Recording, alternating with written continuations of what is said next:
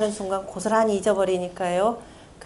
반드시 최소한은 사마천의 사기 10전 찾아서 읽으시고, 그 다음에 지금 여기가 7장 맞죠? 7절. 7절 명신열전인데요. 앞에서 나왔던 내용이 뭐였었죠? 맨 첫 문장.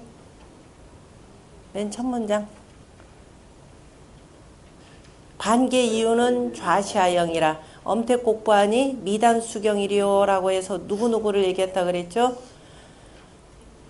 은나라를 세우는데 도움을 줬던 이윤, 그 다음에 주나라를 세우는데 결정적인 공로를 한 주공, 바로 이 사람들이죠. 이 사람들을 뭐라고 표현하냐면 창업공신이라고 얘기를 합니다. 그러니까 명신열전의 첫 번째, 두 번째 그 구절에 나오는 사람들은 창업공신을 얘기하고, 그 다음에 환공강압 제약부경이라고 하는 거, 환공 같은 경우는 여기 제후라 그랬죠. 그 글자 보면은 395쪽인가? 거기 중가운데 보면 제후의 후자가 기후 후자로 들어가 있는데, 제후의 후자는 자 이렇게 바꾸시고요. 여기 제후입니다. 그 다음에 기회 하나하고 열감무정이라고 해서 한나라 해제를 도왔던, 바로 해제가 설 수 있도록 도왔던 기리개라고 하는 신하, 그 다음에 은나라 중기 때 바로 그 무정이라고 하는 임금을 도와서 은나라가 이렇게 처지려고 할 때 바로 잡아주었던 부열이라고 하는 신하, 그 다음에 자 여기서 나오는 이런 사람들은 전부 다 뭐에 해당되냐면 수성공신이라 이렇게 표현할 수가 있겠죠. 자, 창업하기는 어려워도 오히려 그 이미 이룬 나라를 다시 지킨다는 것은 쉽지가 않습니다. 그래서 자, 여기서는 창업공신과 수성공신 두 개를 다 아울러서 얘기하는 내용들입니다. 나머지가 전부 다가 이제 두 개만 빼놓고 수성공신이라고 하면 되겠죠. 다시 말해서 이 글을 쓴 종효라고 하는 사람도 자, 새롭게 위나라, 초나라, 오나라가 서는데, 이를테면 위나라가 서는 창업공신의 역할도 했고, 한나라 마지막일 때 그저 한나라를 나름대로 그 주변의 변방족들의 침입으로부터 지키기 위해서 노력을 했던 수성공신이라고 하는 이 의미까지를 다 아우르고 있음을 볼 수가 있네요. 자, 환공이라고 하는 사람, 여기서 나오는 환공, 그 다음에 진초경패하니 조의곤행이라 그랬습니다. 진나라와 초나라가 서로가 패권을 고치니, 그죠? 세 패권을 서로 간에 나누어서 이게 한번 바꾸니, 조나라와 위나라가 그 연행책에 바로 그 어려워졌다 이렇게 표현을 했습니다. 그 다음에 가도멸격하고 천도해맹이라고 하는 것은 바로 이 진나라가 패권 국가가 되는 이 과정을 나타냅니다. 진나라가 이른바 일본이, 조선시대 때 일본이 우리나라 길을 비껴서, 그죠? 길을 좀 빌려주면은 자기네들이 명나라를 치겠다. 그래, 너네들은 길만 비켜줘라. 그러면 너네들한테 절대로 다치지 않겠다라는 얘기인데, 조선이라는 나라는 힘이 약한 나라고 명나라는 강한 나라니까 먼저 강한 나라를 치고 오면서 힘없는 나라야 뭐 까짓거, 그죠? 정리하기 쉽잖아요. 그래서 그런 내 책략입니다. 그래서 진문공이 자기가 이 패자가 되기 위해서 먼저 그 사납다라고 하는 이 괭나라가 있었습니다. 이제 괭나라가 대단히 사납기 때문에 괭나라를 가기 전에 있는 나라가 어떤 나라죠? 그 우나라가 되죠. 이 우나라한테 야, 길 좀 빌려달라 이렇게 표현을 했습니다. 그랬더니 우나라의 군주가 어질기 때문에 틀림없이 이 사람 길 비켜줄 것이라 라고 했고, 분명히 그런데 그 나라에는 어떤 신하가 있었느냐면은 자, 백리해가 맞던가요? 오고대부? 백리해.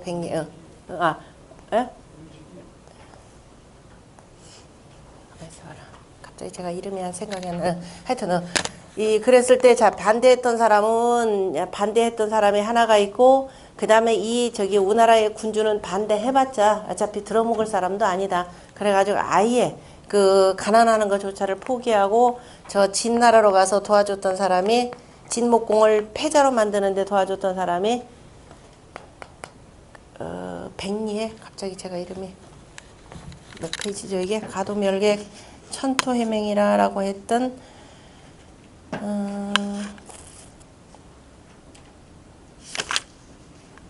이름이 안 나. 백리해. 조금 있으면 생각나면 백리해. 글자에다가 백리해라고 하는 사람 맞아요.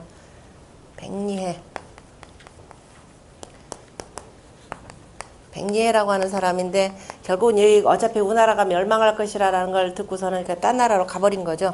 그래서 나중에 진나라의 군주를 도와서 진나라가 으뜸패자로 되게 하는데 공을 세운 사람이기도 합니다. 그래서 여기서 나오는 이 사람들은 전부 다 춘추 5패를 얘기하는 거죠. 춘추 5패다라고 하는 것은 제일 먼저 춘추 5패 으뜸패자가 바로 제나라의 환공입니다. 제나라의 환공. 그 다음에 두 번째 으뜸패자로 들어오는 사람이 지금 여기서 나오는 진문공. 진문공. 그 다음에 세 번째가 저기서 진초라고 나올 때 나오는 초장왕입니다. 초장왕이 있고, 그 다음에 네 번째를 송나라의 양왕. 송나라의 양왕으로 표현하기도 하고, 그 다음에 다섯 번째가 바로 진목공이죠.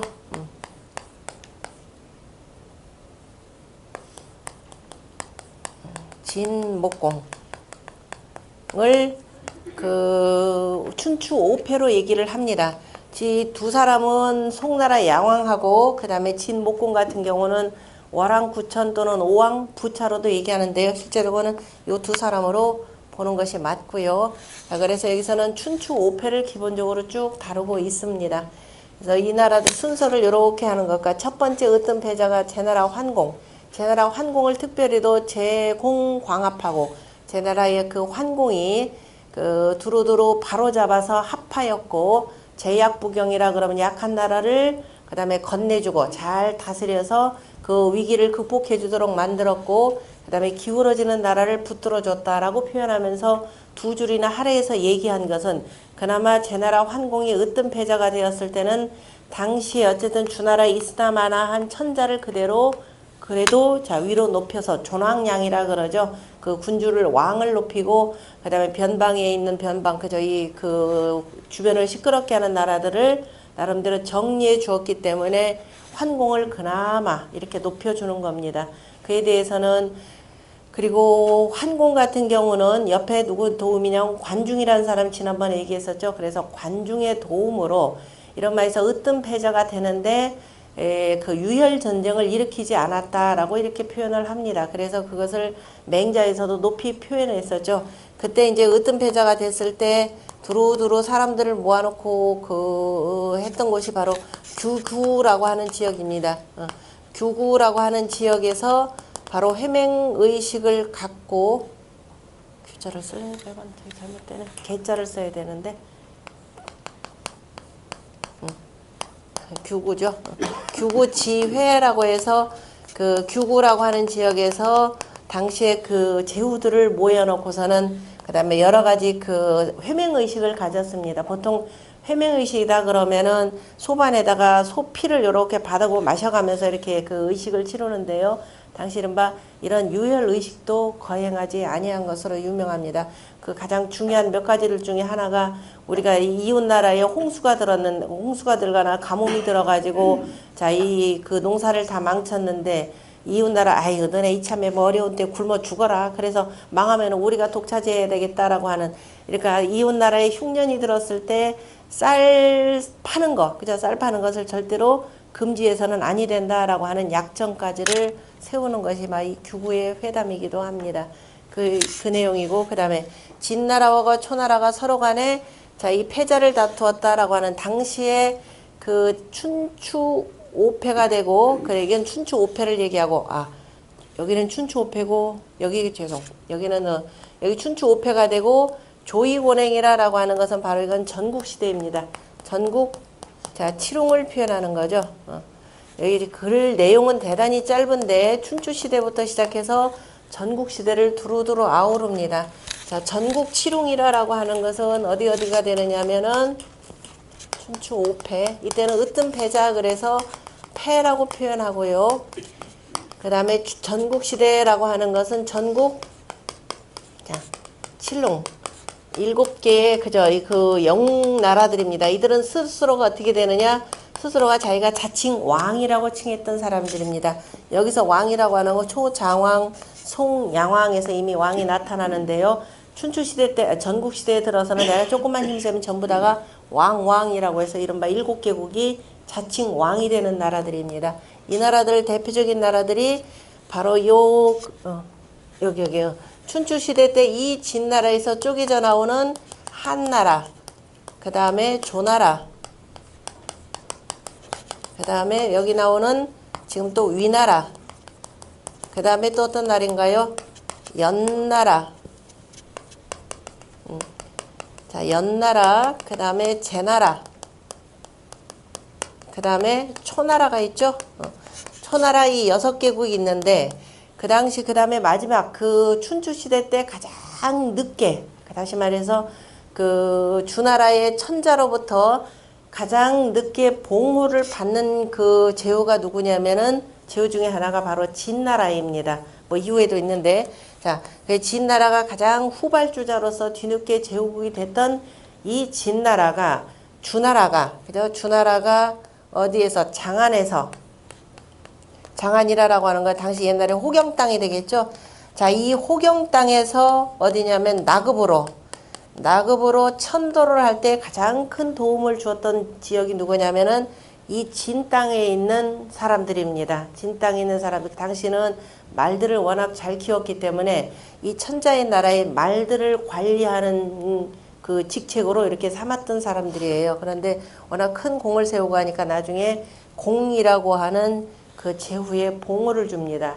이 나라가 대단히 강성해지면서 무력적, 말들을 워낙 잘 키운다라고 하는 것은 옛날에 전쟁에 가장 필요한 것이 뭐예요? 요즘에 탱크에 해당되는 것들이 말이잖아요. 그죠? 그래서 이 말들을 강성하게 잘 키워가지고 그 힘을 바탕으로 해. 그리고 또 이 지역이 서쪽 지역이 대체로 척박하기도 한데 대단히 또 비옥한 땅이기도 합니다. 밭농사가 아주 잘 되는 지역이에요. 그래서 그 힘을 바탕으로 해서 대단히 강력한 힘을 그 구축을 합니다. 그래서 전국시대 들어와서는 이 진나라가 가장 막강한 나라로 떠오릅니다. 그 당시에 막강한 나라다 그러면 대체로 제나라, 연나라를 이렇게 꼽을 수가 있는데요. 나중에 진나라가 워낙 강성해지면서 여기에서 두 가지 의미가 나오죠. 자, 그럼 우리가 진나라를 하고 대응을 하는데 어떻게 해야 되느냐? 합종책을 써야 되느냐? 아니면은 연행책을 써야 되느냐라고 하는 내용이 나옵니다.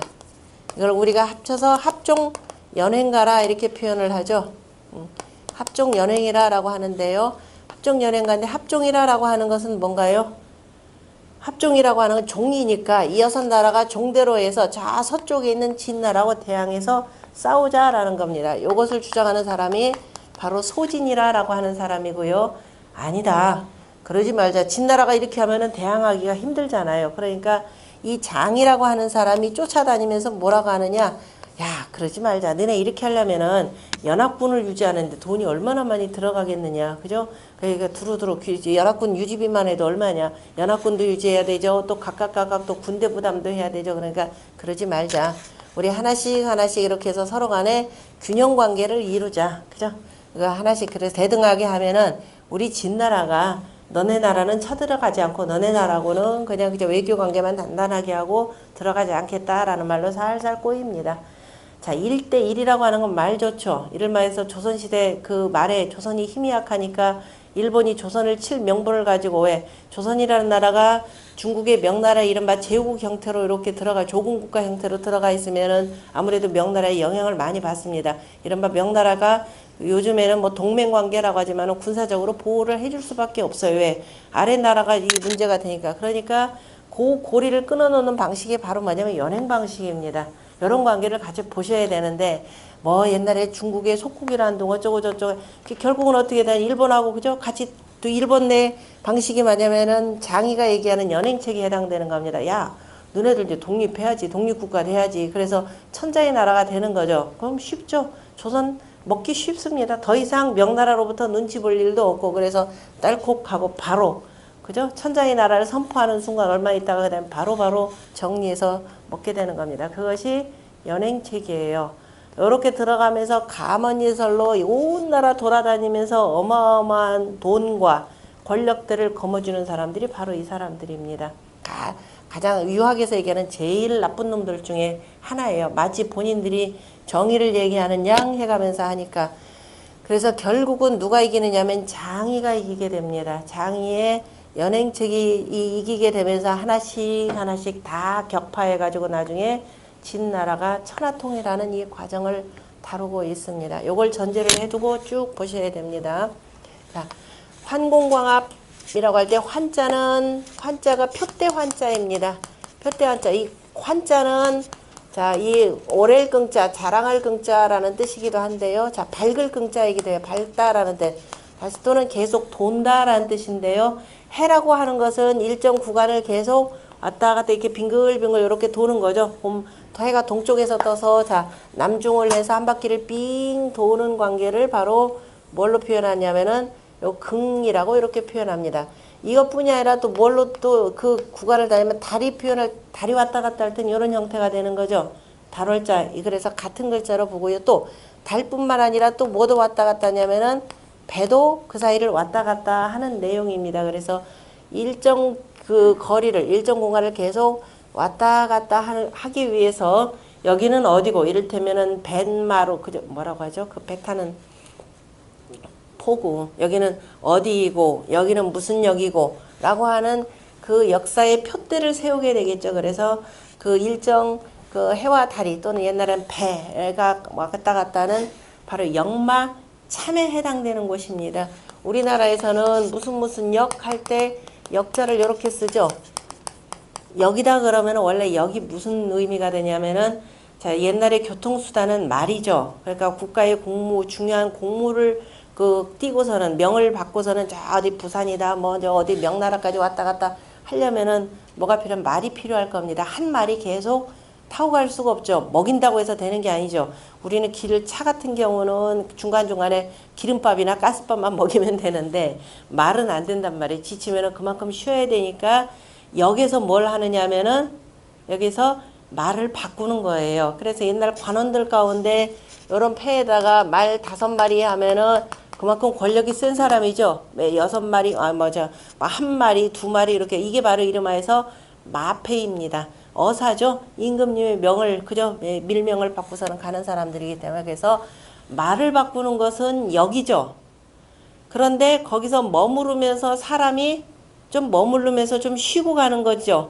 그럼 뭐 그래 옛날에 이걸 두 개를 다 합쳐서 뭐라고 하느냐면은 역참이라고 이렇게 표현을 합니다. 그러니까 사람이 내리고 타고 하는 것은 뭐가 맞겠어요? 역이 맞아요? 참이 맞아요? 대체로 참이 맞겠죠. 근데 우리는 역이라고 쓰는데 중국에도 요거는 똑바로 잘 쓰더라고요. 중국에는 그 기차역 이름마다 무슨 참 요렇게 되어 있습니다. 제가 이번에 낙양 갈 때 장안에서 낙양까지 갈 때 기차를 타고 왔다 갔다 했는데 고속철을 타고 왔는데 그러니까 서안 북점 그 다음에 뭐 낙양 용문 참 점이 아니라 참자라고 이렇게 씁니다. 아울러서 알아두시고요. 그래서 그 사이사이 역에다가 세우는 표대 이렇게 보시면 됩니다. 이것도 조금 거기 그 보충 설명을 좀 해두시고요. 그 다음에 공이라는 건 이미 우리가 누차 공부 많이 했습니다. 모든 그 한자라고 하는 것은 기본적으로 자 정전법의 토대 하에서 나왔기 때문에 정전법 기본적으로 자 이 바깥으로 있는 8집이 함께 공동 경작을 하고 가운데에 한 사람은 여기를 관리자에 해당되는 거죠. 이게 이제 조금 규모가 넓어지면은 지도자가 되는 것이 되고 옛날로 표현하자면은 요 지역이 뭐 군수가 되든 좀 넓으면은 제후가 되든 더 넓으면 왕이 되든 이런 방식으로 해서 쭉 유지가 되는 겁니다. 그래서 기본 마을의 기본 구조가 이런 형식으로 돼 있어요. 그래서 가운데에 있는 요 땅은 뭐냐면은 8집이 공동 경작한다. 그래서 공전이라 그랬죠. 그 다음에 나머지는 역시 8집이 서로 간에 돌아가면서 가위바위보를 해서 이기든 아니면 윷놀이를 해서 이기든 해서 먼저 이긴 집이 그죠 겨울에 이렇게 해서 놀이 겸 해서 이긴 집이 그 다음에 이제 먼저 그 순서대로 해서 쭉 돌아가면서 농사를 짓는 겁니다. 다만 여기서 나오는 것은 어떻게 된다? 더 이상 세금 안 뗍니다. 세금은 오직 요거예요. 그래서 거기서 나오는 모든 소출은 내가 갖는다. 그래서 나머지를 사전이라 이렇게 표현합니다. 그런 의미에서 공이죠. 그럼 모든 일을 할 때는 먼저 뭐부터 한다? 공전부터 먼저 하는 거죠. 그래서 여기서 선공후사라고 하는 내용이 나오는 겁니다. 이게 선공후사예요. 내 거 먼저 하는 것이 아니라 모두가 함께 할 수 있는 요 기본적인 국가 요 경비부터 확보를 해둬야 되는 거니까 그래서 선공후사의 공이라는 뜻도 나오고 그래서 공이라라고 하는 말은 자 우리말로 그냥 공변되다라고 이렇게 표현합니다. 한자는 없어요. 아마도 공평하다라고 하는 데서 이 말이 변하여서 이렇게 된 것 같아요. 아니면 또 공적인 것을 먼저 분별해서 봐야 된다. 그래서 어쨌든 공변될 공이라는 건데요. 공변되다라는 그 의미가 바로 뭐냐면은 정전법의 가장 기초된 이 개념에 의거해서 만들어지는 모든 법과 제도의 의미다. 이렇게 보시면 됩니다. 거기에서 여기서 이제 공이라고 하는 것은 공후백자남에서 그 제후들, 그걸 이제 우리가 다 뭉뚱그려서 그냥 제후 개념으로 표현하는 거죠. 그럴 때 가장 으뜸 제후가 바로 공작에 해당되는 겁니다. 그래서 환공이라고 하는 것은 원래 제나라의 군주가 되니까 제나라의 제일 첫 번째 제후가 누구라 그랬죠? 강태공이라 그랬죠. 그래서 강태공의 그 후손에 해당되는 사람, 후손이 되겠죠. 그 다음에 광자라고 하는 것은, 그러니까 저기다 시호가 환자라고 써둔 이유가 뭐겠어요? 춘추시대 때 이른바 존왕, 이른바 천자를 높이는 이러한 시대인데, 그죠? 그런데 천자를 높여야 되는데, 천자를 높이는 이 정신들은 이미, 왜냐하면 천자 자체가 이미 권위가 없어져 버리기 때문에, 그런데 그나마라도 천자를 우뚝 세워줘서 이 세상 모든 사람들이 본받아야 될 뭐가 되었다? 표대가 된 군주다라고 해서 시호가 그런 식으로 들어가는 겁니다. 그 다음에 광자는 바로잡는다라는 뜻이 되겠죠. 잘 보면 속에 임금왕자가 들어가 있습니다. 다시 말해서 이 천자를 중심으로 해서 모든 나라들이 천자의 빛으로서, 왜냐하면 우리가 이 에올리자라고 하는 두루두루 사방이 에워싸이진 거죠. 그런데 어느 쪽을 텄느냐 하면은 이쪽을 텄죠. 원래는 해가 떠서 두루두루 세상을 천하를 두루 비추게 되는 거죠. 두루 비추듯이 원래 이제 선자는 뒤에 앉아서 남면을 해서 밝은 정치를 한다라는 건데 어쨌든 아침에 해가 떠서 두루두루 그 빛을 받아서 밝게 보이게 되잖아요. 그래서 그 밝게 보이는 밝은 빛으로서 천하를 바로잡는다라는 이런 뜻이 광자입니다. 그래서 바로잡을 광자, 일광천하라 그랬죠. 그 환공이 바로 천하를 두루 하나로 바로잡았다라는 일광천하라는 말이 바로 논어의 공자님 말씀으로 기록되어 있습니다. 그 다음에 합이라라고 하는 말은 하나로 합한다라는 뜻입니다. 자, 하나로 합한다라는 뜻에는 뭐냐면은 합 속에 바로 천지인 삼재의 의미가 들어가 있죠. 일이라고 하는 것은 바로 양을 뜻하고, 그 다음에 네모라고 하는 것은 땅을 뜻하고, 그 다음에 인이라고 하는 것은 사람입니다. 다시 말해서 사람이라고 하는 것, 사람이 무슨 일을 할 때는 바로 천도의 이치와, 그죠? 천도니까 천문이 되겠죠? 천문지리. 바로 천도의 이치와 그 다음에 땅의 이치를 그대로 본받아서, 그죠? 본받아서 그 이치를 그대로 따른다라는 의미가 합자에 들어가 있습니다. 사람이라고 하는 것은 기본적으로 하늘과 땅을 떠나서 살 수가 없는 거죠. 바로 천지 하늘과 땅 사이에 있는 것이 바로 사람입니다. 그래서 어느 한쪽으로 치우치지 않고 바로 중도, 중용을 취하라 라는 뜻이 들어가 있고요. 그 다음에 제자라고 하는 것은 건널 제자 또는 다스릴 제자입니다. 자, 제나라의 제자라고 하는 이 글자는 원래가 어느 글자에서 나오냐면은 자, 요 글자에서 이렇게 나옵니다. 이게 뭐냐면은 세 개의 화살이 옛날에 그 제나라는 기본적으로 동이족이죠. 동이라고 할 때 우리가 이족이라고 하는 것은 글자가 이렇게 돼서 대궁 개념입니다. 다시 말해서 큰 화살 또는 활을 잘 쏜다라는 이런 뜻이 들어가 있어요.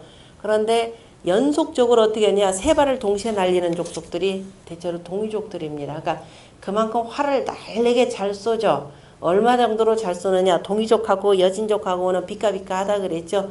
활을 잘 쏘아서 나중에 잘 쏜다라는 의미로 해서 고구려의 왕이 되었던 주몽, 그죠? 주몽 같은 경우도 활을 잘 쏜다라는 그런 의미가 들어가 있고, 그 다음에 그보다 더 유명한 일화는 조선을 세운 태조 이성계의 일화죠. 태조 이성계가 원래는 저쪽에 그 함경도 지방에 이 변방을 지키던 쪽 사람이었기 때문에 무장이었죠. 무장 집안이니까 활을 참 잘 씁니다. 말 잘 타고 활 잘 쏘고 하다가 했는데 그게 또 막상 그 비까비까한 실력을 갖고 있는 게 누구냐면 여진족이죠. 당시에 여진족의 왕자였던 그 퉁두란 이게 또 말 자꾸 안 쓰니까 잊어버려요. 퉁두란하고 참 친구였는데 하나는 둘이 어느 날은 슬슬 장난기가 발동해가지고 야 너하고 나하고 누가 활 더 잘 쏘나 한번 시합을 하자. 그래서 잘 쏘는 사람, 뭐 잘 쏘는 사람이 앞으로 형님으로 부르기로 하자. 아마 나이도 비슷했던가 봅니다. 근데 마침 저쪽에서 물동이를 이고 가는 한 여인이 있었죠. 그래. 활을 워낙 빠르게 잘 쏘면은 내가 저 물동이를 절대로 저 아직 눈치채지 못할 정도죠. 어쨌든 물동이를 전혀 깨지 않고 화살을 통과시키겠다 그랬어요. 모든 건 닿는 순간에 깨질 텐데 그죠? 그 정도로 어마어마하게 빠르다는 소리예요. 네 그렇게 하겠다 그래서 그래 해봐라 그랬죠. 그래 해봐라 그랬더니 나는 저 여인네가 절대로 이 항아리가 깨진 줄도 모르고 그죠? 물 한 방울 안 흘리게 나는 대신에 막겠다 그래서 누가 그거는 그 이성계가 그랬겠죠. 둘이 그렇게 해서 내기를 했습니다. 먼저 퉁두라니 쫙 쐈죠. 그 뒤를 뒤질세나 하고서는 다시 화살을 딱 당겨가지고서는 정말 물 한 방울도 그 여인의 머리로 흐르지 않고 막았다 이렇게 표현을 합니다. 대단한 족속이죠. 근데 그게 과연 가능한지 하고 화살 뒤가 이렇게 돼 있잖아요. 그죠? 우리가 옆 밑으로 보면 어떻게 되나? 화살이 이렇게 돼 있고 뒤에 보면 이렇게 돼 있잖아요. 그죠? 깃이 이렇게 돼 있으니까 실제적으로 누가 실험을 해봐서 활 잘 쏘는 사람을 딱 맞춰가지고 요 사이로 끼워 넣더라고요. 정말로. 이 정도로 잘 쏘는 사람들이 우리나라 사람입니다. 양궁대회 가면은 여자들이 대체로 항상 그 전 세계 최고로 잘하잖아요. 그게 제자입니다. 그러니까 세 발의 화살을 동시에 쏘았는데도 아까 거의 동시에 쏘는 거죠. 원래는 한 발 쏘고 다시 활까지 매기는데 시간이 많이 걸리는데도 불구하고 세 대의 화살이 마치 한꺼번에 쏜 것처럼 나란히 쫙 하고 나가는 겁니다.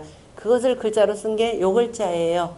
그래서 제라고 하는 것은 그냥 가지런하다라는 뜻으로 이렇게 씁니다. 가지런한다라는 뜻이 되고 그런데 물 숫자를 쓰면은 건네다, 그저 다스리다 이런 뜻으로 쓰는데 다시 말해서 물을 건너려면은 뭐가 물결이 그저 출렁대지 않고 그저 얌전히 있어야 되는 겁니다. 그것이 제자입니다. 그래서 그 빠르게 잘 그리고 다스린다. 그래서 평온하게 다스린다라고 할 때 이 제자를 씁니다. 우리가 세상을 구제한다라고 할 때 제세 이화라고 이렇게 쓰는 거죠. 홍익인간의 이념으로라고 할 때 제세 이화. 세상을 잘 구제해서 잘 다 교화하여 다스린다라고 하는 제세 이화의 제자라고도 이렇게 볼 수가 있습니다. 자, 그 다음에 약할 약자의 약자라고 하는 것은 화살이라고 하는 것은 활공자가 되고 활이라고 하는 것이 있고 그 다음에 여기서 활 시위를 이렇게 먹이는데 이 활의 줄은 뭘로 만드느냐면은 생사로 만들죠. 명주실을 삶지 않은 걸로 계속 이렇게 해서 만들게 되는데 이것도 오래 쓰면 여기가 어떻게 돼요? 너덜너덜해서 이제 거푸러기가 자꾸 생기는 거죠. 그래서 약해졌다라는 의미로 쓸 때는 바로 이렇게 씁니다. 그래서 그 보풀하게 많이 생겨서 이제는 더 이상 못 쓴다라고 할 때 활 개념으로 해서 표현한 글자고요. 그 다음에 붙들어준다라고 할 때 붙을 붙자는 자 지압이 붙자에다가 손수자를 써서 그냥 손으로 그냥 약한 남자를 붙들어준다 이런 의미에서 비틀비틀거리는 남자 뭐 이리저리 어려운 경우에 그저 이를 붙들어준다라는 뜻입니다. 대체로 누가 붙들어주겠어요?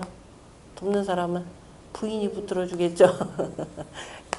그 다음에 경자 기울어질 경자의 경이라고 하는 것은 자 옆에 이렇게 쓰는 것은 기울 경자 잠깐 경자이기도 합니다. 자 고개가 머리혈자죠. 비수비자가 되니까 자 숟가락 시자 이렇게 해서 약간 구부러진 형태로 이렇게 또는 사람의 허리가 구부러진 모양으로 표현했기 때문에 기울어질 경자가 되고 자 이것도 이게 기울어질 경자가 되고 잠깐 경자죠. 뭐 고개가 까딱까딱 하는 데서 잠깐 읽다라고 할 때는 이렇게 쓰고 사람이 이렇게 이제 늙어서 완전히 구부러지면은 이렇게 기울어진다라는 뜻입니다. 늙으면은 고개도 좀 까딱까딱 하고 하면서 그 흔들리는 모습을 표현했고요. 자, 그 다음에 기회 하나하고 열감무정이라 그랬습니다. 자, 한나라 해제는 한고조 유방의 아들입니다. 그 부인이 누구죠? 한고조 유방의 부인. 나중에 그 대우가 되시는 분인데 이 한고조 유방이 천자의 자리에 오르기까지는 나름대로 부인의 역할이 굉장히 강했는데요. 여희? 여후. 제가 딴 쪽하고 헷갈려요. 여후가 되는 거죠. 여시 부인인데 이 여후의 그 역할이 나름대로 컸고 어쨌든 천하의 황제가 되고 난 뒤부터는 그 부인을 공식적인 그 뭐예요? 법에 의거해서 몇 명까지 둘 수 있나요? 9명까지 둘 수가 있죠. 공식적으로는. 그래, 이거는 뭐냐? 그 9명 개념이 바로 뭐냐면은 이것도 정전법이죠. 어쨌든 천자는 네 한 몸의 몸이 아니라 남자한테는 참 좋은 그 저기 뭐야 법이긴 한데 어쨌든 자기가 정식의 요 집안의 주인이잖아요. 그죠? 주인이니까 본부인이 기본적으로 하나 있고 그 다음에 전국을 통합하는 의미에서 여기서 뭐예요? 부인 하나하나씩을 다 걷어서 그저 자기 부인으로 만들 수가 있는 거. 그래서 공식적으로 9명을 둘 수 있는 거죠. 그러니까 정비 하나에 나머지는 이제 서열에 따라서 쭉 이루어지는 건데 어쨌든 부인을 공식적으로 많이 두게 돼 있으니까 얼마나 좋겠어요. 그죠? 그중에서 가장 애교도 많고 예쁜 여자 있으면 더욱더 사랑하게 되겠죠. 그러니까 그게 여의가 될 겁니다. 여자가 이제 또 온갖 또 가먼이설 하면서 이것도 나중에 자기 아들이 천자가 돼야 되지. 안 그러면 나중에 자기 일생이 어떻게 될지 모르잖아요. 왜냐하면은 그 왕자를 낳은 자식이 아니고는 나머지 후궁들은 대체로 전부 다 어디로 가느냐. 임금이 죽고 나면은 전부 다가 다 저기 절간으로 가야 됩니다. 평생 수절을 해야 돼요. 이거 보통 일이 아니죠. 그래서 잘 들어보면 아들이 왕에 오르면 최고로 좋고 어쨌든 아들을 반드시 낳기를 원합니다. 그럼 이제 신분이 좀 달라지니까 그랬을 때 자기 아들을 이제 어찌어찌 해가지고서 태자로 삼으려고 그랬죠. 이미 태자는 누가 있었느냐면은 그 여의 앞쪽에서 정비에서 낳은 자식이 있었습니다. 그게 나중에 해제가 되는 사람인데요. 이거 보니까 이거 권력관계가 심상치가 않거든요. 그래서 꾀를 내가지고 그때 꾀를 내준 사람이 장량입니다. 여러분들 장가계에 이 장량의 무덤이 있다 그러죠. 그래서 이 꾀를 내가지고서는 야 지금 한고주 유방이 천하를 두루두루 해서 이제 통일을 해서 한나라를 세우긴 세웠는데 그런데 두루 세상에서 그 존경을 받는 사람들의 인증샷을 받고 싶어하죠. 그게 누구냐면 당시 도가의 무리였던 상산사호라고 하는 사람입니다. 이름하여서 이 산에서 사는 그저 사호라고 해서 수염이 허연 노인네들이 있어요. 이 노인네들의 인정을 좀 받고 싶었던 거예요. 근데 이 사람들이 도대체 저 천하의 건달 같은 놈, 한꼬주변 천하의 건달 중에 건달이죠. 그래서 한나라의 나라 한자 자체가 뭐예요? 나라 한이라고도 하는데 건달이란 뜻이 있습니다. 나한 그러죠. 절에서 보면은 한이다라고 할 때 물의 배, 건달 이런 뜻입니다. 왜 그 소리가 들어가느냐면 이거를 물의 배라고 쓴 말이 처음 나오는 게 저 원나라 때 쓴 철경록이라고 하는 책이 있는데요. 그때 한나라 놈들은 물의 배다 이런 뜻으로 나와요. 그래서 이후부터는 물론 그 전에 아마 이 세상에는 아마 저런 천하의 물의 배 같은 놈들 그랬을 거예요. 왜? 우리가 아무리 춘추시대 전국시대가 어지럽고 혼탁한 세상이라 하지만 그래도 이때 군주가 되는 사람들은 뭐예요? 어렸을 때부터 어찌됐든 왕자 교육을 그죠? 지도자 교육을 받고 자라는 사람들입니다. 그러니까 어쨌든 실컷 먹은 간에 공부를 아니하면 안 될 수 없는 구조가 이미 돼 있는 쪽이에요. 그런데 생전 처음으로 전혀 공부도 안 했는데도 저 군주에 올라간 사람 그게 누구냐면은 한나라가 되는 거죠. 한나라의 군주입니다. 진시황제 같은 경우 이전부터 계속 왕자 교육 받고 자라는 사람입니다. 처음으로 이런 사람이 되니까 천하에 저런 건달 같은 놈이 왕이 됐어. 그래 건달 한자가 되는 겁니다. 이게. 그래서 나오는 것이고요. 그런데 이제 이 나라가 나올 때는 이제 전국시대 말기가 되면서부터는 우리가 전국시대는 제자백가의 세상이라 그랬잖아요. 온갖 이론이 난분분한 시대가 되고 그러면서 뭐가 되냐. 세상이 워낙 어지러우면 사람들이 어떻게 하고 싶어요? 좀 피곤해. 그냥 우리 숨어서 살고 싶어. 그래서 도가가 굉장히 유행을 합니다. 그러니까 아무리 더군다나 저 한고주방 된 사람도 이제 어렸을 때 이 집을 이리저리 전전하고 나중에 이런 절간에서 절밥 얻어먹고 이렇게 살았잖아요. 그러니까 한편으로는 불교적 성향이 있고 한편으로는 도가적 성향도 굉장히 강합니다. 그런데 실은 원래 참 이 세파에 시달리고 권력에 집착할수록 사람들이 또 뭘 그리워하느냐면 도가적 방식을 또 많이 그리워해요. 한편으로는 나중에 이제 불가 쪽으로들 많이 빠지는데 그러니까 아마 한고주 유방도 상산사호를 참 만나기를 원했던가 봅니다. 이 사람들이 절대 만날 일이 없겠죠. 그런데 이제 이 태자까지 바꿔치기 한다 그러니까 여의하고 장량하고 꾀를 냅니다. 그러면 상산사호를 좀 모셔다 놓자. 이렇게 해서 겨우겨우 이렇게 세우는 어지러운 전국들을 해놓고 겨우 나라를 하나 세우는데 여기서 다시 또 혼란의 도가니로 빠지면 안 된다. 그래서 장량이 그 여의의 그 밀사가 되어서 상산사오를 찾아갑니다. 여차저차 이렇게 설득을 했겠죠. 그래서 태자의 방에다가 이제 그 한 달 정도 이렇게 저기 뭐야 그 사냥을 가게 했고 하고 난 뒤에 상산사오를 모셔다가 이런 그러니까 태자를 공부시키게 해요. 그 사이에 누구냐 여인은 죽여버리죠. 그냥 죽이는 것이 아니라 어떻게 되느냐 팔다리에 자리를 다 자릅니다. 자르고 어디가 되느냐 이른바 화장실에다 갖다 버려요. 그러니까 처음에는 살아있겠죠. 그러니까 마치 그게 뭐냐면 돼지처럼 보입니다. 자, 돼지처럼 보여서 보이죠. 위에 똥 갖다 이렇게 부어놓고 하니까 꿈틀꿈틀 거리니까 그 누구야 누구예요? 여희의 그 아들 와서 이렇게 보게 하죠. 얘는 미쳐서 죽습니다. 그 다음에 누구냐면은 여기 그 해제가 되는 태자도 보게 해요. 야, 봐라. 웬 저기 사람 똑같이 닮은 이 저기 뭐야 돼지가 있더라. 그게 인체라고 하는 겁니다. 도체자를 써가지고요. 그래서 어쨌든 그랬는데 결국 그게 벌이 돼서 돌아가죠. 결국 그렇게 해서 이제 임금 자리에 오르긴 올랐는데 아마 7년 만인가 죽고 맙니다. 후사도 없이 약간 정신 이상 돼가지고 이후부터 보고 난 뒤에 정신 이상에 걸려서 죽었다라는 겁니다. 어쨌든 그 태자가 바뀌는 것을 막았던 사람이 상산사오 기리계라고 하는 사람입니다. 기리계 뭐 독리원, 녹원 뭐 등등등등 이름이 거기 아마 쭉 써 있을 겁니다. 그 한 4분 이름들 쭉 있죠. 누가 되느냐면은 기리계 그 다음에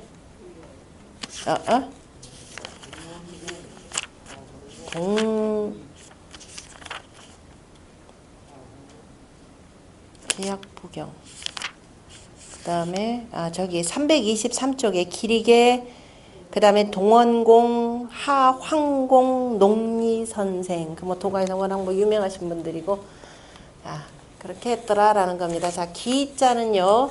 기는 그 실명자니까 실명에다가 실명이라면 비단실이 되는 거죠. 비단실이 되고 기하다라고 하니까 비단실 가운데 비단실을 쭉 짜가지고 거기다가 무늬를 살짝 넣은 그 비단입니다. 그래서 기라고 해서 굉장히 아름다운 비단 기자입니다.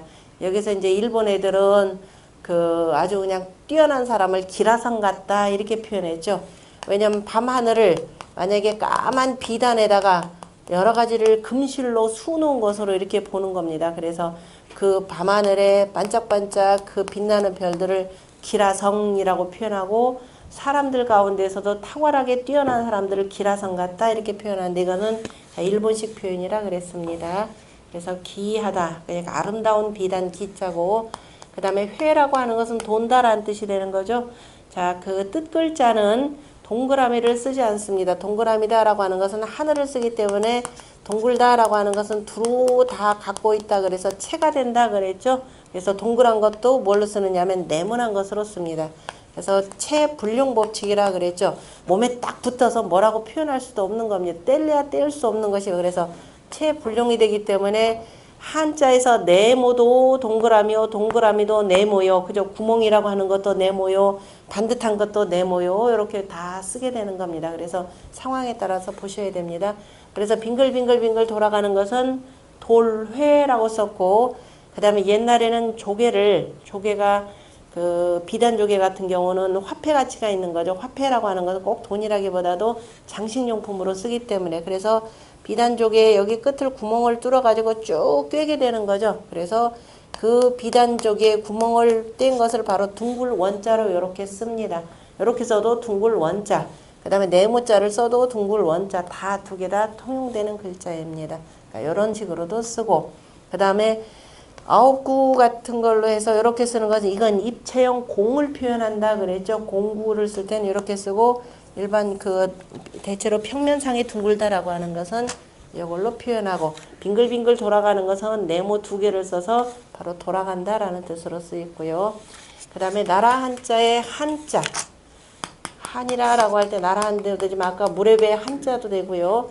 글자를 잘 보면은 고칠 혁자에다가 밑에가 대자가 들어가죠. 그래서 한이다라고 하는 것은 자, 큰 물을 건넌다라는 그죠? 건너서 바꾼다라는 의미가 들어가 있는데요. 한자에는 나라 한자도 되지만 뭐가 되냐면 한수 한자입니다. 한수라고 하는 것이 어떻게 되냐면 중국의 모든 강들이 어떻게 흐르냐면은 대체로 남쪽으로 그 어디에 서쪽으로 흐르죠. 서쪽이나 자 대체로 티베트권에서 발원을 해가지고 중국 땅이 이렇게 된다 그러면은 우리 방향은 항상 위를 남쪽으로지만 현재 우리가 지도상으로 편하게 보려면 자 황하강이 저쪽에서 고원에서 발원해가지고 어디 쪽으로 서해로 빠져죠. 우리식으로 황해. 그 다음에 장강 역시 황해로 이렇게 빠져나가는 겁니다. 그런데 한수만은 여기 한수가 이렇게 들어갈 겁니다. 그래서 뭐 이런 식으로 들어가니까 자 이게 동서가 되고 뭐 방향은 바꿨지만은 하늘에 보면은 여기다 제가 이걸 그릴 것이 아니라 여러분들 책에 맨 앞쪽에 보면은 제1절에 그 앞에 그림이 있을 겁니다. 천상열차 분야 지도가 있죠. 제1절 그러니까 42쪽에 있습니다. 41쪽 뒤편에 보면은 천상열차 분야 지도가 있고요. 자 위쪽이 북쪽으로 이렇게 되어 있을 겁니다. 하늘은 북쪽을 위로 보고 남쪽이 아래로 가고 그대로 서쪽은 이렇게 됩니다. 우리식으로는. 왜냐면 이렇게 해서 하늘을 보는 거니까. 그래서 별들이 쫙 펼쳐져 있는데 요렇게 허옇게 뭐죠? 뭐 이렇게 뭐 긁어놓은 것처럼 돼 있죠. 그게 바로 은하수입니다. 자, 한수가 요렇게 흐른다라는 거예요. 그래서 물 이름을 한수라고 이렇게 쓰는 겁니다. 그래서 은하수 한자라고도 이렇게 표현하죠. 은하수 한자. 한수 한자가 되고 한수가 실제적으로 요렇게 흐르는 거죠. 한수가 흘러서 어디로 가나요? 장강으로 들어가나요? 거기 뭐라고 써놨을 텐데. 자, 그 다음에 한수, 그래서 크게 이렇게 해서 바뀐다라는 의미로 해서 이쪽하고 이쪽하고, 그죠? 동과 서의 이 나누는 과정이고요. 그 다음에 은혜 해자의 해자는, 은혜라고 하는 것은, 자, 오롯이 생각하는 마음이라는 뜻이 들어갔습니다. 수레거자가 들어가 있죠? 수레거자는 바퀴가 한쪽으로 계속 도는 거죠. 그래서 일단 손잡이 돌린다라는 뜻이 되고, 마음 심자. 그래서 한쪽으로 계속 쏠리는 그런 마음을 표현합니다. 그러니까 내가 누구로부터 은택을 입으면은 그에 대해서 끊임없이 계속 생각하는 마음이 될 것이고요. 그 다음에 열감무정이라고 하는 사람은 이미 그 설명드렸던가요? 부열이라고 하는 사람이 있는데, 자, 이 무정이라고 하는 사람은 은나라 중기 때의 임금입니다. 무정이고요. 이 사람이 그 죽은 뒤에 시호가 고종이라고 하는 사람입니다. 논어에 보면은 고종이 양암 3년이라고 하는 내용이 있는데요. 그 양자.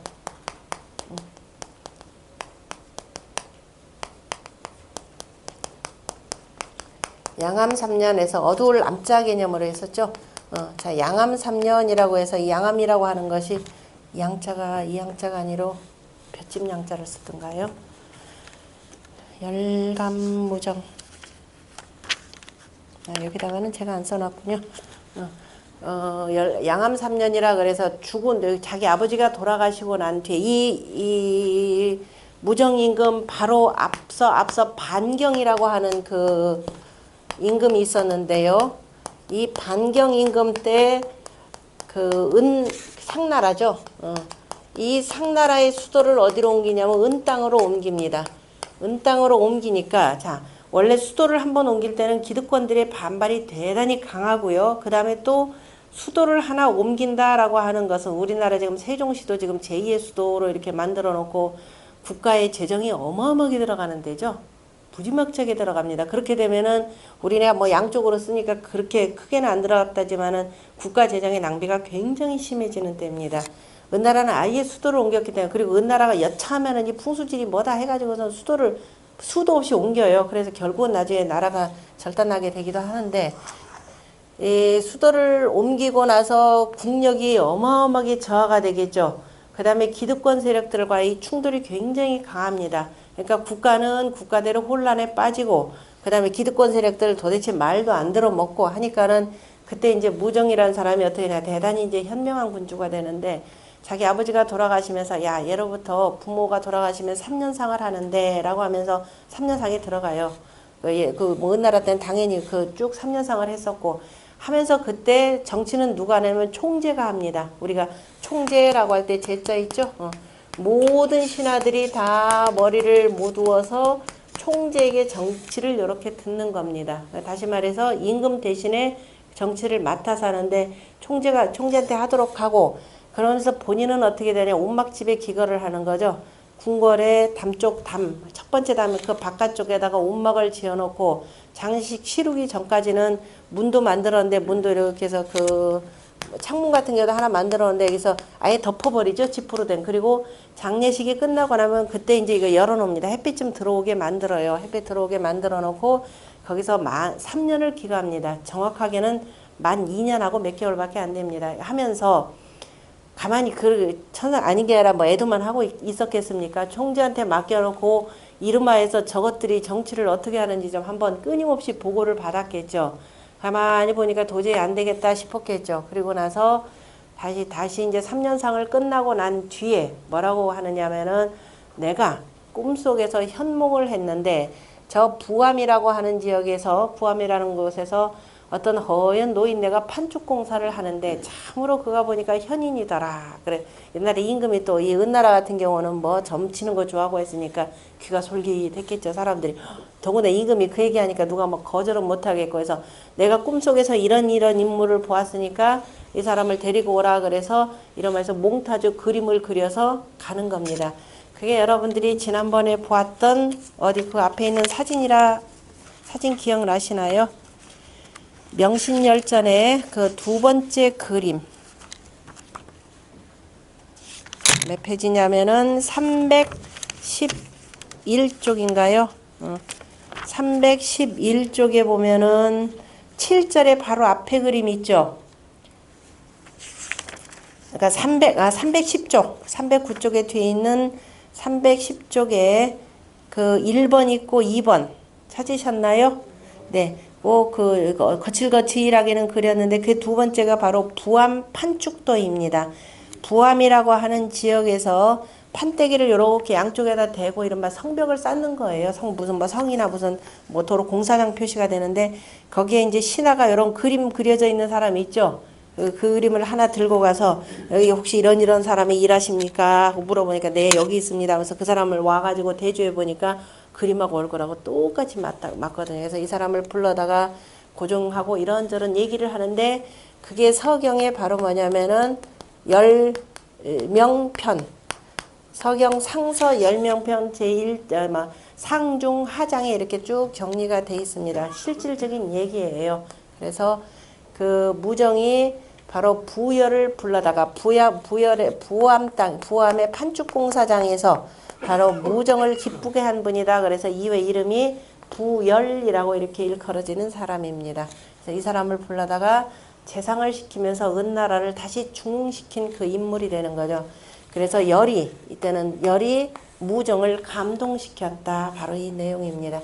그리고 실제적으로 뭐 이런 뭐 정치적 그 공학이라고도 있긴 있겠지만은, 또 사람이 매우 정성스러우면 어떻게 돼? 꿈에 현몽하죠. 꿈에 나타납니다. 그런 것 중에 또 하나가 되고요. 자, 열이라고 하는 글자는 우리가 여러 가지 발음이 있는데요. 말씀설이라고도 표현하죠. 말씀 원자에다가 태자. 태라고 하는 것은 연못태자. 서방태의 주역에 바로 연못태, 서방태방이 되죠. 이것도 설명 많이 드렸습니다. 자, 동남서북해서 서쪽 방향을 뭐라고 하냐면은 뭐예요? 서방 7태 이렇게 표현하죠.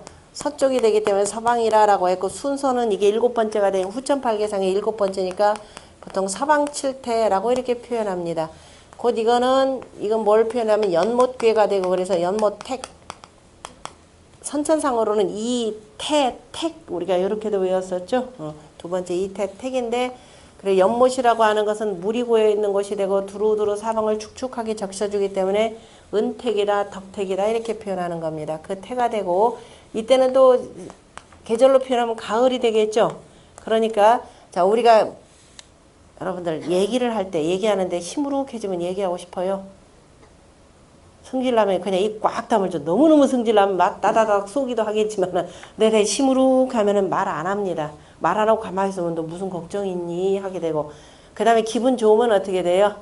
이거 뭐 얘기하지 말라고 계속 떠들어대는 겁니다. 그러니까 가을이 돼서 그저 배불리 잘 먹고 풍년이들은 얼마나 기분이 좋겠어요. 그러니까 그때 기뻐서 얘기한다라는 뜻입니다. 그러니까 기뻐서 얘기할 때는 말씀 설자가 되겠죠.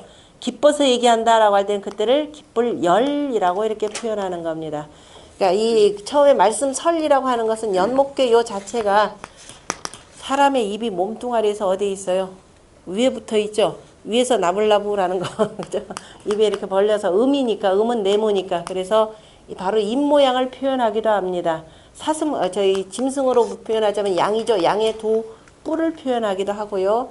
그리고 자 입 모양이 되고 그래서 우리가 서쪽이다라고 할 때 서양 할 때 바다 건너 저쪽에서 이걸로 쓰는 거죠. 연못이라고 하는 것은 또 뭐냐면 대택이라 그랬습니다.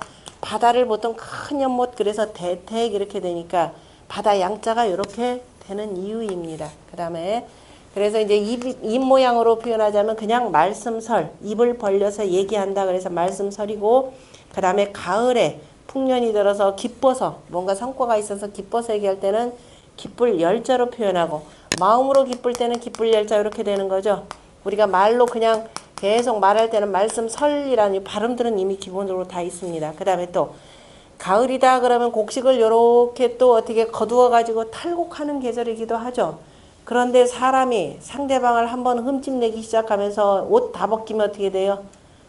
홀랑 다 벗겨놓는 거. 요즘에 신상털이 이런 거 비슷한 거죠. 그래서 사람이 벗길 탈을 할 때 요 글자 쓰죠. 그때도 연못해자 들어가잖아요. 그죠? 그래서 이때는 말로써 상대방이 이런저런 걸 다 벗긴다라는 의미에서 벗길 탈자로도 이렇게 같이 쓰는 겁니다. 그 다음에 말이라고 하는 것은 자기가 주장하려고 하는 것을 펴는 겁니다. 그래서 그거는 자기 권위, 위세 등등을 드러나기 때문에 권세세자, 형세세자를 여기서 발음이 나와서 자 뭐냐면 유세한다라고 할 때는 바로 이렇게 씁니다. 유세라고 할 때 두루두루 돌아다니면서 정치인들 이거 하는 걸 유세라 이렇게 표현하는 거죠. 그래서 요 네 가지 발음이 저 속에 다 있다라는 거. 그러니까 문장 속에서 이것저것 보면서 보시면 됩니다. 그런다고 해서 이 천자문 공부해가지고 되는 것이 아니라 이제 나중에 문장 공부 많이 하시다 보면 아 이거 어떻게 읽어야 되겠다라는 것들이 나오니까요.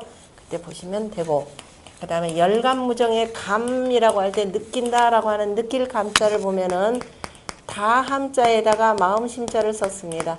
다함이라고 하는 것은 주역의 후천팔계의 31번째 괴인데요.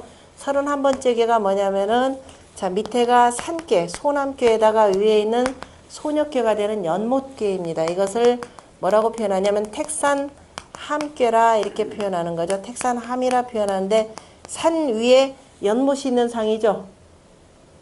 산 위에 연못이라고 하는 것인데요. 연못물이 산에 받아가지고 괴어서 밑으로 해서 쭉 흘러나가는 거죠. 그래서 밑에가 아래가 묻었는다 이런 뜻으로도 쓰이는데요. 사람으로 표현하자면은 여기가 소녀가 되고 자 소남입니다. 이때 소녀 소남이라고 할 때는 아주 어린아이들을 표현하는 것이 아니라 아직 장가가지 않은 처녀 총각 개념으로 보시면 돼요.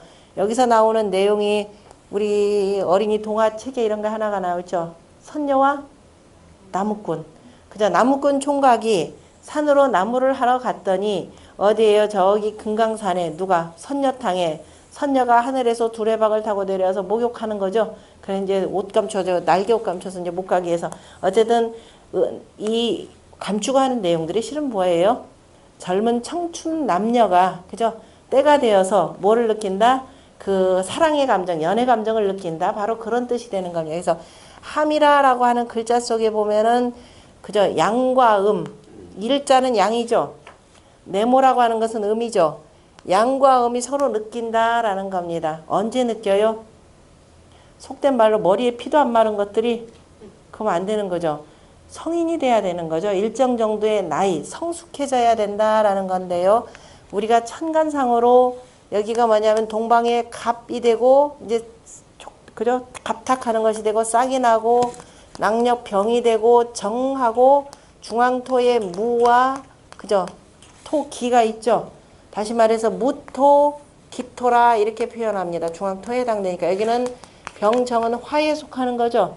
더운 여름에 봄이 돼야 이제 그 갑탁해서 싹이 나서 이렇게 해서 두루두루 그저 뜨거운 햇볕을 받아서 자 뭐가 줄기가 무럭무럭 자라는 거죠. 줄기가 무럭무럭 자라서 그 다음에 줄기가 무럭무럭 그저 커야만이 그 다음에 옆에 뭐가 생겨나요? 가지가 벗는 거죠. 그래서 가지가 무성하다라고 할 때 무라고 할 때 요 글자 지난번에 공부했었죠. 쓰고 그러면 무성해지면은 그 다음에 뭐가 해야 된다? 거기에 자 모든 줄기는 가려져서 안 보이는 거죠. 그러니까 무라고 하는 것은 몸이 다 자란 성인 개념이죠. 그죠? 어른이 되어야 그죠? 어른인 누가? 양과 음이 이렇게 되는 거죠. 어른인 양과 음이 그죠? 사귄다라고 하는 이 뜻입니다. 그래서 함이에요. 굳이 마음시임이라고 보면 꼭 젊은 청춘 남녀만 표현되기 때문에 모든 양과 음은 그죠? 모든 음과 양은 다 때가 되면은 느낀다라는 이런 뜻이 되는 겁니다. 이른바 뭐예요? 음양 교합 개념을 표현하는 거죠. 음양 교합해서 이렇게 해서 느껴서 결혼해서 어떻게 산다? 오래도록 항구하게 살아라. 아니 주역의 그 다음에 32번째가 한꾀입니다. 한꾀를 왜 덕했어요? 사람이 항구하게 하던가요? 같이 살다가 처음에 연애하고 할 때는 좋아가지고 그죠? 막 그저 할 것 같으니 그 다음에 조금 있으면 야 뭐 너는 그렇게 사냐? 부터 시작해서 너는 뭐 어쩌고 저쩌고 해서 일일이 다 이제 조금 친해지다 보면 뭐예요? 꼬투리 잡을 일밖에 없죠. 그러다 보니까 깨지게 되는 겁니다. 옛날 성인이 깨지게 될 줄 알고 야 그러지 말고 제발 좀 입신무랑 그냥 한번 마음을 세우면 절대로 그저 이 흔들리지 말라라고 이렇게 표현하신 말씀이 거기서 나오는 겁니다. 그래서 함이 되는 거죠. 그래서 함이라고 하는 것은 일정 정도 성인이 되면은 그저 일정 정도 서로 간에 성숙하게 되면은 그런 느끼는 마음이 감이 된다라는 거죠. 우리가 사람을 감동시키고 자 감화시킨다라고 하는 것도 마찬가지죠. 뭐냐면 그 사람의 가르침이 그죠. 그 사람의 덕이라고 하는 것이 충분히 어떻게 돼 무르익어서라는 뜻이 되겠죠. 무르익어야만이 상대방한테 그 마음이 전달돼서 상대방한테 가는 게 있는 거죠. 그냥 머릿속에서 아는 거 그냥 입으로 뱉어가지고서 가리킨다고 하는 것이 결코 상대방을 감동시키지는 못하는 겁니다. 자, 그래서 감이라고 하는 것, 열감무정의 감. 그 다음에 무라고 하는 것은 호반무라고 우리가 보통 표현합니다. 호반이라 그랬어요. 참, 이거 되게 어려운 말을 쓰는데. 그냥 굳셀 무 하면 되겠죠. 자, 호반이라고 하는 것은 이후에 자, 모든 법과 제도가 정비가 되면서 무반과 문반이 있죠. 자, 문반은 동쪽이요, 무반은 서쪽이 되는 거죠. 강하니까. 서방태, 서쪽은 금이 되고 동방은 목입니다. 목이라고 하는 것은 기르는 것이 되는 거죠. 기르는 것이 되기 때문에 동쪽은 문반이요. 그 다음에 금기운이라고 하는 건 잘라내는 거죠. 그렇기 때문에 여기서는 무에 해당되는 겁니다. 그래서 문의 정치가 바로 뭐냐면 인이 되고 의의 정치는 자를 거 잘라야 되니까 그것이 바로 의에 해당되는 겁니다. 사람은 인의를 채로 하여서 다시 말해서 문무를 겸비해야 된다라는 겁니다. 그런데 이 무를 호반이라고 표현하는 것은 자 이쪽을 서방태를 아까 우리가 양이라고도 표현했지만은 서쪽의 일곱 별들 뭐였죠? 규류이묘 필자삼인가요? 아니면은 각항저방 신믹인가요? 아니면은 뭐예요? 서쪽별 동쪽별은 뭐 각항저방 신믹이 두녀 위실벽 규녀 자 뭐냐 규류이묘 필자삼 그 다음에 뭐예요? 이쪽에 규류이묘 필자삼에서 이쪽에 그 서방의 칠태를 쭉 합치면 뭐가 되느냐 하면은 백호상이 이루어진다 그랬죠. 사령신 가운데. 그래서 그 백호에서 따서 서쪽에 이쪽에서는 그 무를 뭐라고 하냐면 호반이라 이렇게 표현합니다. 다시 말해서 범과 나란히 한다 이렇게 돼 있죠. 그러면 동방은 그러면 용을 써야 되나요? 용은 이미 임금의 상징이기 때문에 신하는 용 못 쓰죠. 대신에 뭐냐면은 학으로 쓰는 거죠. 고고한 바로 학을 갖다 씁니다. 학이다라고 하는 것은 나무 위에 앉아 있는 것이기 때문에 희고하기 때문에 그래서 이거는 학반에 해당되는 겁니다. 그래서 문은 그냥 빛날 문하고 이거는 호반이라고 표현하는데 본래 의미로 표현하자면 굳셀 무가 되는 거죠. 뭐가 굳세냐? 굳센 것은 잘 보면은 자 하나로 그칠 때 그칠 줄 알아야 되는 거죠. 정자가 들어가 있죠. 그죠? 그칠 때 딱 그칠 줄 아는 거. 그리고 필요할 때는 뭐냐? 그죠? 이게 뭐예요? 주살익자가 되는 거죠. 그래서 주사를 들고 이런 뜻입니다. 그러니까 무기를 들고 그죠? 필요할 때는 자, 무기를 들고 벨 것, 베는 것 이런 의미로 쓰이는 겁니다. 그 다음에 정자 아까 설명 다 드렸죠. 이제 우리가 천간상의 갑을병정 무기경신 임계에서 정이라고 하는 것은 남력 정이 되고 하늘의 양기운을 받아서 저 위로 양기운을 받아서 아래로 그 줄기가 이렇게 곧게 자라는 모습입니다. 그래서 천간상으로는 네 번째 천간정이라고 표현했고 사람으로 표현하면 아주 왕성하게 자라기 때문에 장정정자. 그 다음에 또 생긴 모양이 뭐 닮아서 못을 닮아서 그냥 못정. 또 농사 짓는 사람 눈에는 뭐처럼 보인다? 고무래처럼 보여서 고무래정 이렇게 갖다 쓰이는 겁니다. 그러니까 원래 의미는 어디에 쓰냐면은 지사에 해당되겠죠. 뜻을 가리키다가 자 이것이 굳이 한자는 계속 만들 필요가 없으니까 그 다음에 뭐예요? 뭐예요? 저기 상형 상형문의 의미가 들어가기도 하는 거죠. 상형과 그래서 지사의 의미를 다 갖추고 있는 글자입니다. 자 이렇게 정치를 하다 보니까 그죠? 자 이런 황공과 같은 사람 앞에서 누구냐면 이윤이나 그 다음에 강태공 같은 사람 그 다음에 그냥 여기 이런 사람이 하다 보니까 온 나라의 인재들이 그저 밀물 그저 빽빽하고 바쁘게 총총하게 모여들었고 그 다음에 많은 선비들이 이에 이제 더 춘추 전국시대 때는 뭐 이리저리 그냥 유랑하기 바쁘죠. 그런데 유랑하지 않고 이제는 다 이에 편안해졌다 이렇게 되어 있습니다. 더군다나 진나라 때 같은 경우는 분서경유 해가지고 이른바 유자들에게는 어마어마한 공포정치에 해당됐었죠. 그런데 이제 그러한 공포정치 없이 자기의 뜻을 충분히 펼 수 있는 그런 사회가 되었다라는 준예 밀물입니다. 자, 준걸 준자는 사람 인자에다가 앞에 오징어 윤자, 진실로 윤자라 그랬죠. 사람을 앞에서 자, 어질게 이렇게 끌고 나가는 사람이고 그 어진 사람 뒤로 사람들이 천천히 걸을 쇠자, 뒤에 걸어오는 이 모습입니다. 그래서 뛰어나다라는 준걸 준자가 되고요. 예자는 이미 누차 설명했었죠. 양과 그 다음에 음이 사귄다라고 하는 사글 예자입니다. 사귄다라는 뜻도 되고 그래서 다스린다라는 뜻이 되겠죠. 그래서 그 뛰어난 그 인물들 개념입니다. 이러한 사람들이 그죠 천하를 다스릴 만한 뛰어난 인물들을 바로 준예라 그럽니다. 이러한 준예들이 밀물이다라고 하니까 빽빽할 밀자는 진면자 안에다가 반드시 필자가 들어가 있고 밑에가 매산자입니다. 그죠 산이라고 하는 것은 산에는 뭐예요? 온갖 나무들이 빼곡이 들어차 있는 모습에서 그 나온 내용, 그러니까 일정 공간을 꽉꽉 잘 들어차 있다라는 뜻이 되고, 자, 이 글자는 우리가 보통 말다라는 뜻으로 쓰이는 글자에 아니다라는 뜻인데요.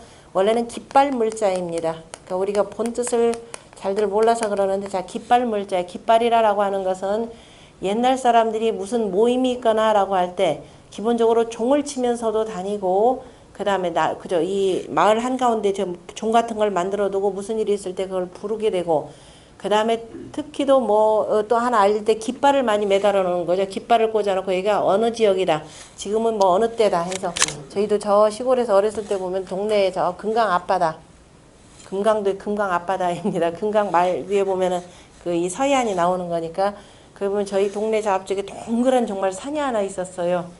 동그란 산인데 이걸 동그라서 원산이라 표현했는데 요 산 밑으로는 또 석탄이 많아가지고 일제시대 때 어마어마한 석탄들을 캐내기도 했던 곳이에요. 근데 요 꼭대기에 보면 이제 고깃배들이 여기 들어오잖아요. 강국이 그러니까 저녁 때쯤 되면 하얀 깃발 이렇게 막 펄럭펄럭합니다. 그래서 아 고깃배 들어왔구나 이렇게 우리가 알죠. 그럼 조금 있으면은 생선 아줌마들이 이렇게 동네 들어오겠구나라고 할 정도로 그래서 깃발을 꽂아놓고 지금 모여라. 아니면 흩어져라 라고 하는 것을 표현하는 겁니다. 그러니까 깃발이 지금 펄럭펄럭 하는 모습에 바람에 펄렁펄렁이니까 그걸 보고 사람들이 아 지금 빨리 바삐 가야 되겠구나 라고 해서 바쁘다라는 뜻이 들어가요. 그래서 바쁠 물자 우리가 총총이라고 할 때 홀로리라고도 쓰고 총총이라고 이렇게 쓰죠. 이만 총총 옛날 편지 쓸 때 이만 바빠서 이걸로 끝냅니다 라고 할 때 총총이라고도 하고 홀홀이라고도 하고 총총이라고도 쓰는 겁니다. 그래서 바쁘다라는 뜻이 되고 그런데 깃발이 또 이제 뭐 별일이 없다라고 이렇게 그 표시를 쓰면은 어떻게 돼요? 다 사람들이 흩어지는 거죠. 그래서 말다 아니다 이런 뜻으로도 쓰이는 겁니다. 다 같은 글자에서 나온 거고요. 그 다음에 다사식령이라 마늘 따자라고 하는 것은 저녁석자가 그죠? 저녁이 또 모이고 해서 그저 거듭거듭 쌓일수록 그만큼 성과가 늘어난다라는 의미에서 저녁 석자를 저렇게 아래 위로 썼고요. 그 다음에 선비사자 이미 설명 다 했었죠.